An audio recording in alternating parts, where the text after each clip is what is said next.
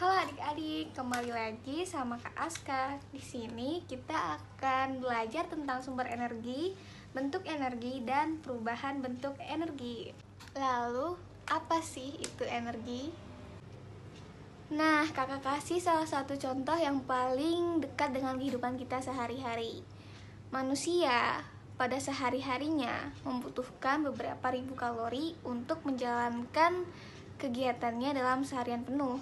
Oleh karena itu, kita diwajibkan untuk sarapan agar kita tidak merasa lelah dan memiliki cukup energi untuk menjalankan kehidupan kita dalam seharian penuh.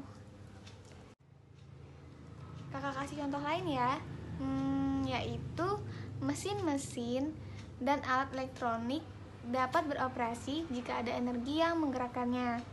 Nah, energi yang digunakan oleh mobil yaitu bahan bakar bensin. Lalu, bentuk-bentuk energi ada apa aja sih?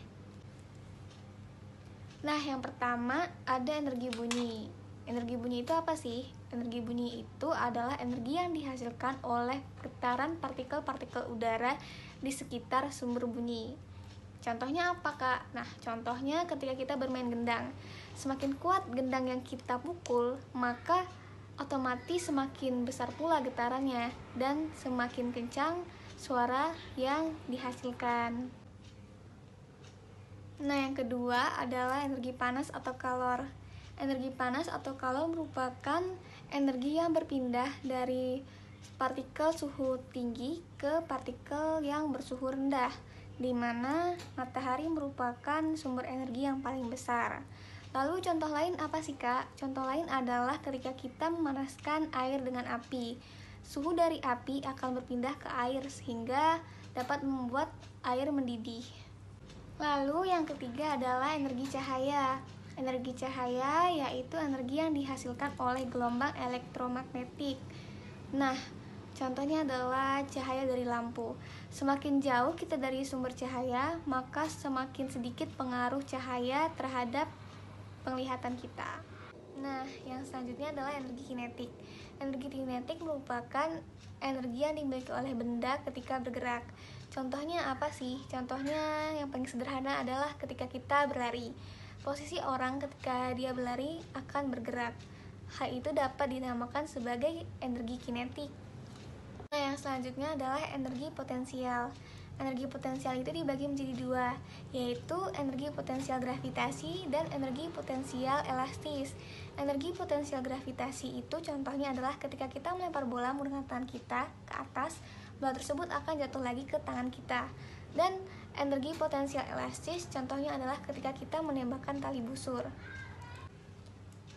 Lalu yang selanjutnya ada energi mekanik, lalu ada energi termal, dan juga ada energi listrik, di mana energi listrik merupakan energi yang ditimbulkan oleh benda yang bermuatan listrik.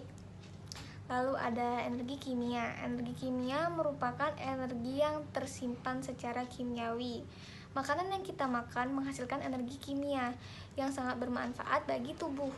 Dengan adanya energi kimia ini, kita dapat beraktivitas. Lalu ada yang terakhir yaitu energi nuklir. Energi nuklir adalah energi yang dihasilkan dari reaksi inti oleh bahan radioaktif. Contohnya apa sih? Contohnya itu seperti perubahan pada inti atom. Jadi penggunaan bom nuklir.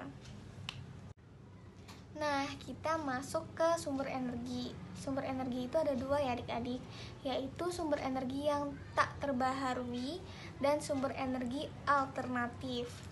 Sumber energi tak terbaharui seperti namanya merupakan sumber energi yang tidak dapat diperbarui dan jumlahnya pun terbatas sehingga suatu saat akan habis.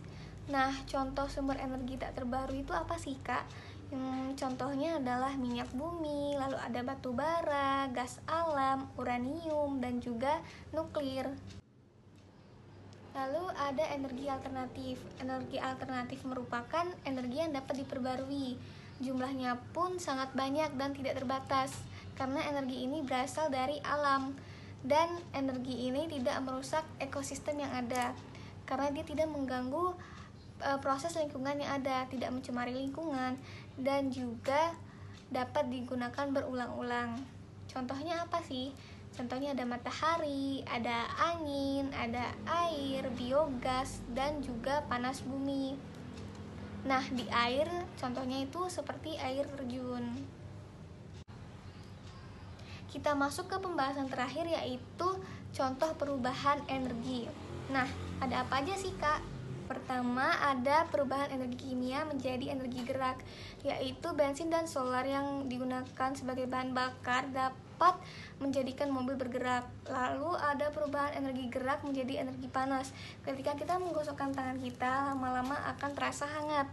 Lalu ada energi gerak menjadi energi bunyi.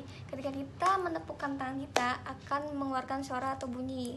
Lalu ada energi panas menjadi energi gerak lagi, yaitu ketika kertas akan berbentuk spiral ketika dipanaskan di atas lilin. Lalu ada energi kimia menjadi energi panas, yaitu energi dari makanan yang menghasilkan panas setelah dimakan. Lalu ada energi listrik menjadi energi cahaya, yaitu contohnya lampu neon, lampu pijar, dan televisi. Lalu ada energi listrik menjadi energi gerak, contohnya adalah kipas angin, lalu ada mixer, ada mesin cuci. Lalu ada energi gerak menjadi energi listrik, contohnya apa? Contohnya kincir angin dan generator. Dan yang terakhir adalah energi listrik menjadi energi bunyi, contohnya bel listrik dan klakson mobil.